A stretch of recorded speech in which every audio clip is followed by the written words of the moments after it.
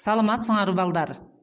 Силер менен 9 класста кезектеги география сабагын баштайбыз. Силер билгендей, бул курста Кыргызстандын экономикалык жана социалдык тармактары менен таанышып келебиз. Азербайжан ойчулу Али Апшероне жаратылыш адамсыз жашай алат, адамзат жок дегендей, биздин жашообузда өтө маанилүү болгон жаратылыш байлыктарын сарамжалдуу пайдаланууга чакыруу менен бүгүнкү сабагыбызды баштасак. Бүгүнкү сабактын темасы Баткен облусу. Облуска экономикалык, географиялык мүнөздөмө берүү.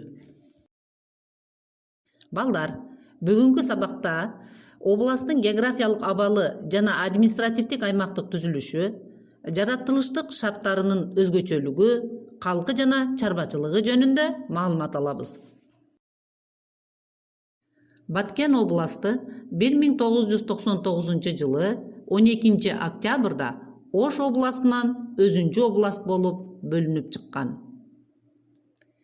Географиялык абалы боюнча Баткен областы Кыргызстандын түштүк батышында жайгашкан.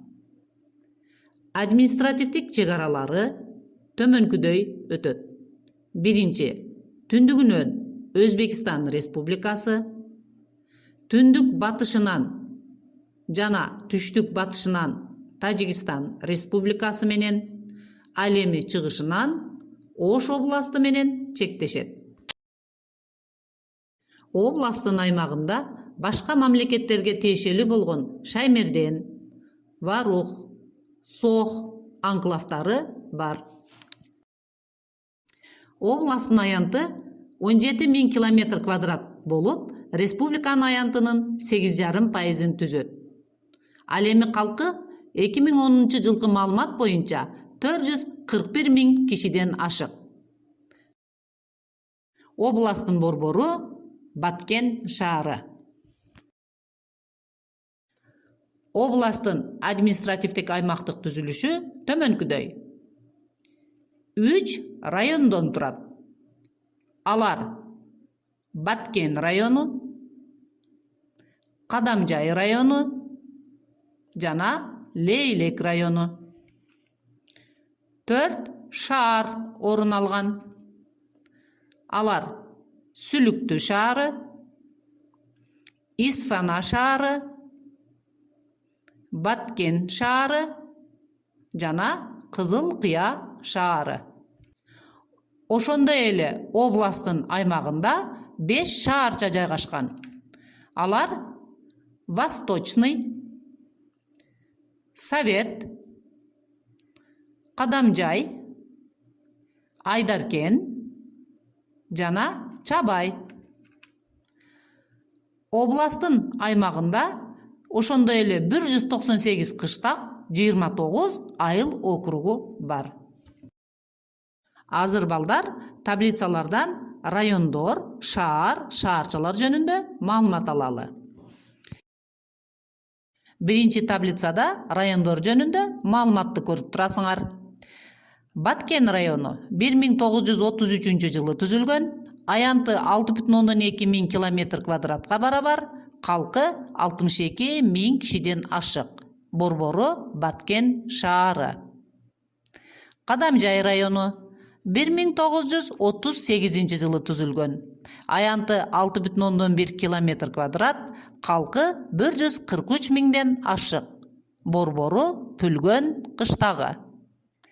Лейлек району 1928 жылы түзүлгөн, аянты 4,7 миң км квадрат, калкы 97 миң кишиден ашык. Борбору Исфана шаары. Экинчи таблицадан областтын шаарлары жөнүндө маалымат алабыз. Сүлүктүү шаары 1940 жылы уюшулган. Калкы 18 миң кишиден ашык. Лейлек районунун аймагында жайгашкан. Исфана шаары 2001 жылы түзүлгөн. Калкы 18 миңден ашык. Лейлек районунун аймагында. Баткен шаары 2002 жылы түзүлгөн. 19 миңден ашык калкы бар. Баткен районунун аймагында жайгашкан. Кызылкыя шаары 1938 жылы түзүлгөн, калкы 40 миңден ашык, жайгашкан жери Баткен областынын чыгыш жагында. Балдар, 3-чү таблицадан шаарчалар жөнүндө маалымат алсак болот. Силер атластан белгилеп кетүүнү унутпагыла. Восточный 1960 жылы уюшулган, калкы 6000 кишиге жакын, Лейлек районунун аймагында жайгашкан. Совет шаарчасы 1952 жылы уюшулган, калкы 1000 кишиден ашык, Кадамжай районунун аймагында. Кадамжай шаарчасы 1938 жылы уюшулган, калкы 5000 кишиден ашык, Кадамжай районунда. Айдаркен шаарчасы 1942 жылы уюшулган, калкы 8000 кишиден ашык, Кадамжай районунун аймагында жайгашкан. Чабай шаарчасы 1974 жылы уюшулган, калкы 1000 кишиден ашык, Кадамжай районунун аймагында жайгашкан. Азыр областын жаратылыш шарттарына токтолуп кетсек. Баткен облусу Фергана өрөөнүнүн түштүк бөлүгүн, Алай жана Түркүстан тоолорунун түндүк капталдарын, ошондой эле тоо этегиндеги адырлуу тиркелерди ээлейт. Областтын түштүк жагында Алай жана Түркүстан тоолору созулуп жатат. Алай тоосунун мындагы эң бийик чокусу Тамдыкул 5540 метрге көтөрүлөт. Ал эми Түркүстан тоосунун эң бийик чокусу Аскалуу 5621 метрге жетет. Областтын ортоңку тилкеси адырлуу болсо, ал эми түндүк жактары түздүктүү келет. Түндүгүндө областтын эң төмөнкү аймагы Кулунду кыштагы орун алган. Кулунду кыштагы деңиз деңгээлинен 401 метр бийиктикте жайгашкан. Бул аймак областтын эле эмес, жалпы Кыргызстандагы эң төмөн жайгашкан аймак болуп эсептелет. Облустун аймактары табигый ресурстарга бай келет.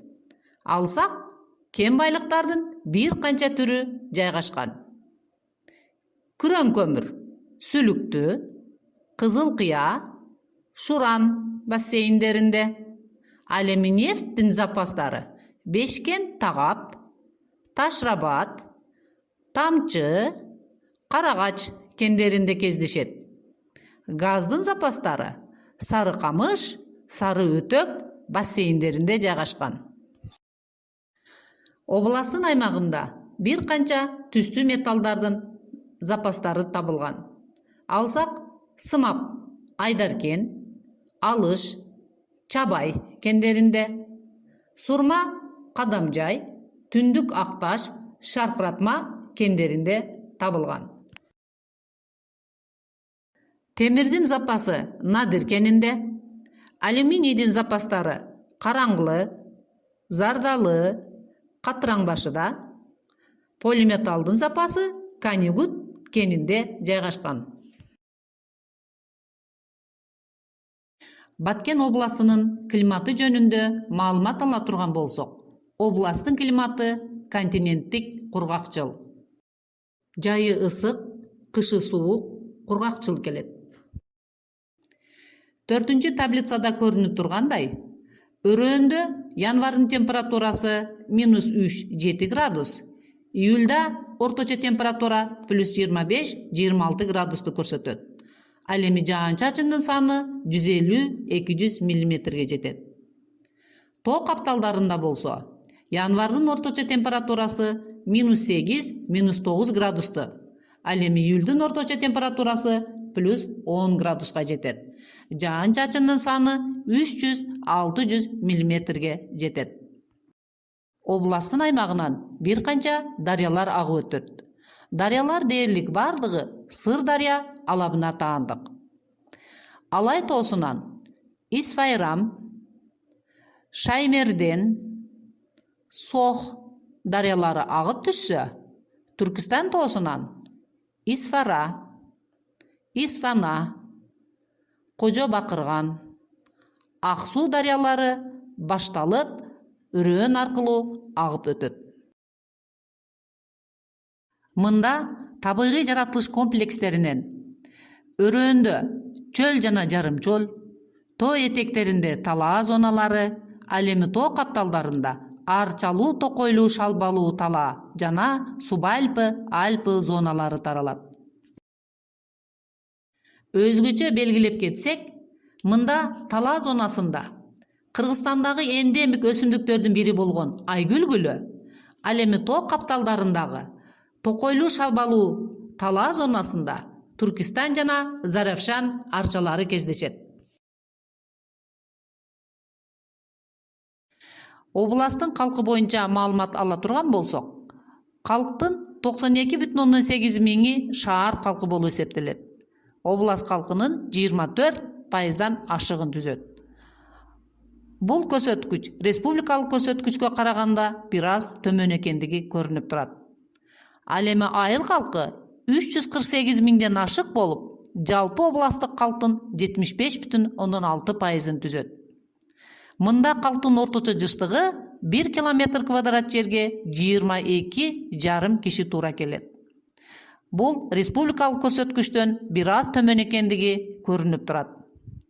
Ал эми калктын жыныстык составы боюнча карасак, эркектер 218 миң кишини, башкача айтканда областтын калкынын 51%-ын, аялдар 210 миңден ашык, башкача айтканда калктын 49%-ын түзөт.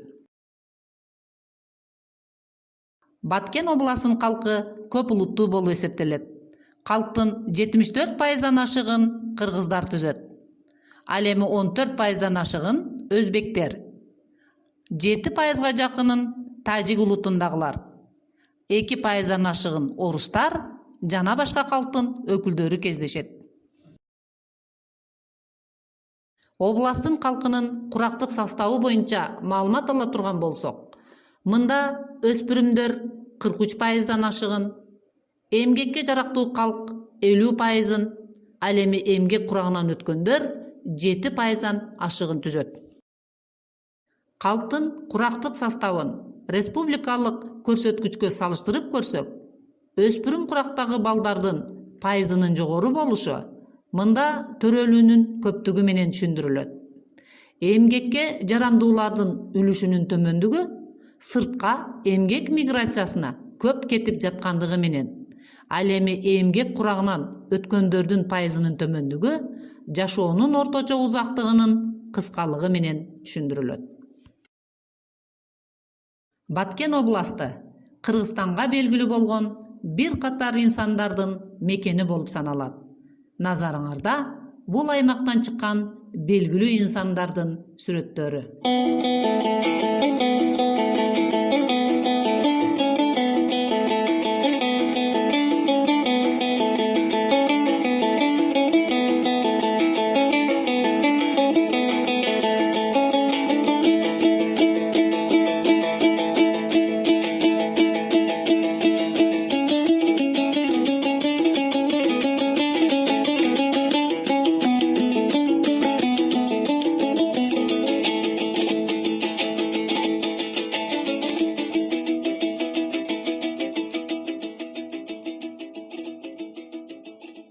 Республиканын өндүрүш тармагында областтын чарбачылыгы маанилүү орунга ээ. Мында түстүү металлургия, отун энергетика, тамак аш, машина куруу, курулуш, жеңил өнөр жайларынын өнүгүүсү менен айыл чарбасы, өрүк, күрүч, тамеки, жүзүм, жашылча өсүмдүктөрүн өстүрүүгө жана эт, сүт, жүн өндүрүүгө багытталган мал чарбачылыгына адистешкен. Өнөр жайы областтын жана республиканын экономикасынын өнүгүшүндө мааниси чоң. Атап айтсак, Кадамжай сурма комбинаты, Айдаркен сымап комбинаты, Кызылкия тамеки акционердик коому, Нур Кызылкия даназык акционердик коому, Сүлүктүү жана Кызылкия көмүр өнөр жайы, Түштүк Кыргызстан цемент заводу, Кызылкыя маш заводу, Динамо кийим тигүү фабрикалары сыяктуу бир катар өнөр жайлар жайгашкан. Айыл чарбасы эзелден калк адистешкен багыт болуп, өнөр жайга салыштырганда дүң продукцияны бир кыйла көп берген тармак болуп саналат. Айыл чарба продукциясынын 51,7%-ын мал чарбасы, 47,5%-ын дыйканчылык берет. Дыйканчылыкта көбүнчө өрүк, күрүч, жүзүм, жашылча өсүмдүктөрүн өстүрүүгө адистешсе, ал эми мал чарбачылыгында кой, эчки, уй, жылкы, канаттуулар тармактары басымдуулук кылат. Транспорт тармагы боюнча маалымат ала турган болсок, область аймагында автомобиль, темир жол, аба жана куур транспорту бар. Негизги транспорт тармагы болуп автомобиль транспорту эсептелет. Себеби аймактын тоолуу рельефи таасир этет. Негизги автомобиль жолун Ош, Кызылкыя, Пүлгөн, Сүлүктү жолу түзөт. Областта жалпы автомобиль жолунун узундугу 1,2 миң километрге барабар. Бүгүнкү күндө автомобиль жолдору кайрадан реконструкциялоо иштеринин жүргүзүлүшү менен чарбачылыкта жүк жана жүргүнчү ташуучу негизги ролго ээ. Темир жол транспорту 2 туюк темир жол тармагынан турат. Биринчи, Тажикстандын Драгомиров азыркы Пролетарск бекетинен Сүлүктү көмүр кенине чейин узундугу 37 километр болуп, 1907 жылы курулган. Экинчи, Өзбекстандын Фергана, Кубасай шаарлары менен Кызылкыя шаарын байланыштыруучу темир жол тармагы. Узундугу 42 километр болуп, 1928 жылы курулган. Областта аба транспорту жүргүнчүлөрдү ташууга багытталып, республикалык мааниге ээ. Аэропорттор Баткенде, Исфанада, Кызылкыяда, Айдаркенде бар. Баткен жана Исфана аэропорттору иштеп жатса, калгандары оңдоого муктаж болуп турат. Областтын аймагында куур транспорту дагы бар. Ал тармакты Фергана Кадамжай, Урсатев Айдаркен, Кубасай Кызылкыя газ түтүк тармактары түзөт. Куур транспорту областта өнүгүп келе жаткан тармак болуп саналат. Ошентип, Баткен областы Кыргызстанда эң кийин түзүлгөн, экономикалык өнүгүүсү боюнча жаңыдан өнүгүп келе жаткан област болуп саналат.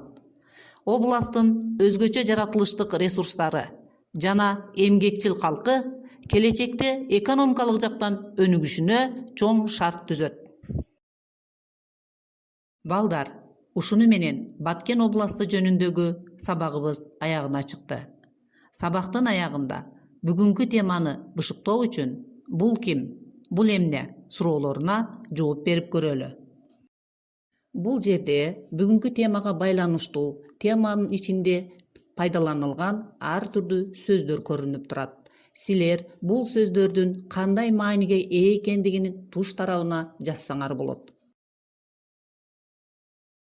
Сабакты бышыктоо үчүн болгон кийинки тапшырмабыз туура эмес жоопту көрсөткүлө. Мында берилген маалыматтардын ичинен туура эмес жоопторду астын сызып белгилегиле.